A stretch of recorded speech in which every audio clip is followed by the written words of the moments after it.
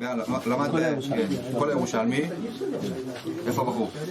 הוא היה לפני החתונה של הרב. הוא עושה סיום על כל ירושלמי, הוא רוצה ברוך שלא יצלח שזה יכול לתת לפני החתונה. הרב אמר ברוך.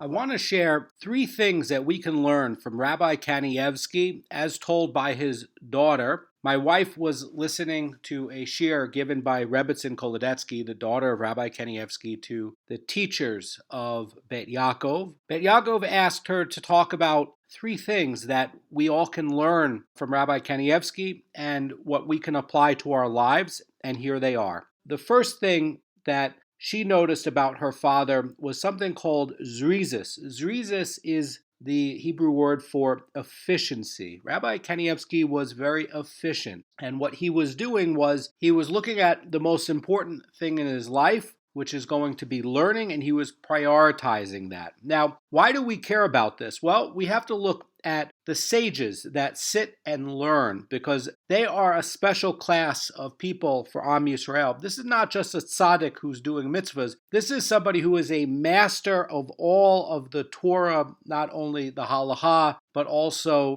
the Kabbalistic things and how the interaction works with the tradition. Rabbi Kanievsky, whenever he was sitting and he didn't have something to do, had a gap in time, he would sit and learn. For instance, Rabbi Kanievsky tells an example that whenever her father was waiting for her mother for dinner, and there was some gap of time, maybe she wasn't quite ready yet, he would open a book and he would wait for her to eat with her, but he would use that time, and we can do that too. So if you're on a bus ride, if you're on a train ride, if you're on a plane ride, if you're waiting for a bus, listen to a shiur, open a book, use that few minutes of time because it will add up. I'll tell you something, that I finished the Mishnah in a year just by the time that I wait for a bus. When I'm sitting at a bus, I bring the Mishnah with me. As I'm waiting, I'm trying to do a few Mishnayot, and it adds up over time, over a year. Now, that's only a few minutes here and there, but it adds up. Rabbi Kanievsky, his idea is zrizis, efficiency, and you have to look at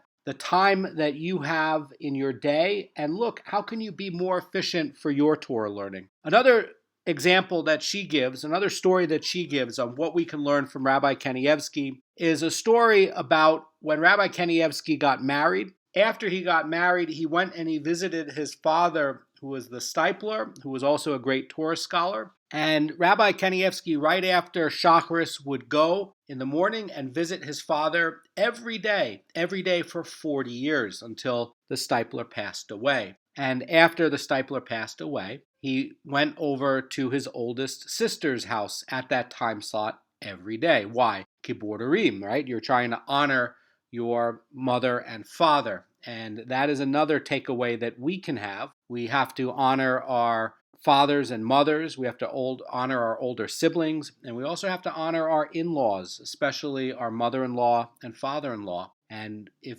you're having a hard time doing that, it's something to ask a rabbi on guidance on how to do. Always seek a Haredi Orthodox rabbi who can guide you in your life and get the insights on how to do that. That's something that building that bond with your mother and father extends your life. That's what the Torah says. And the third thing that Rebbe Kanievsky said upon reflecting on her father that we can all learn was that Rabbi Kanievsky was always the first to do a mitzvah. Whenever a mitzvah could come up, he rushed to do it. So for instance, Netz comes up in the morning. That's going to be the earliest time when you can pray in the morning. And he would run and do that. He would be there at Netz. And whenever there was another mitzvah that came up, he would try to do it as soon as possible. He didn't wait for his mitzvahs to come about. When he was davening mincha, for instance, he would be davening the earliest mincha. He always was trying to, again, keep this economy and efficiency in his time and his time use. And in order to do that, he was trying to use his time so that he rushed after the mitzvahs, and it created a gap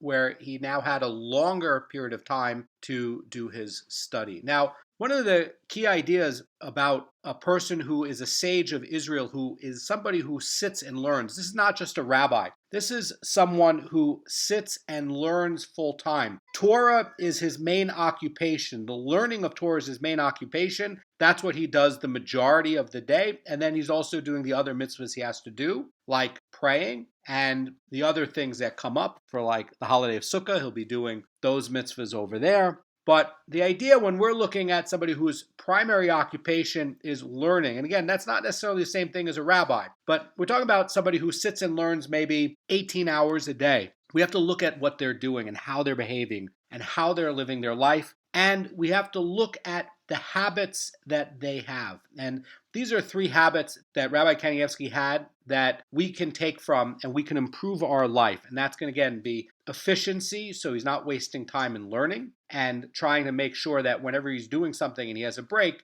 in time from his normal time of learning, he has a book with him, picking up that time so it's not wasted. And then he's also honoring his father and mother or older siblings. And then he is also trying to make sure he's rushing after mitzvahs. And these are 3 takeaways that we can all take to improve our life. Have a great day.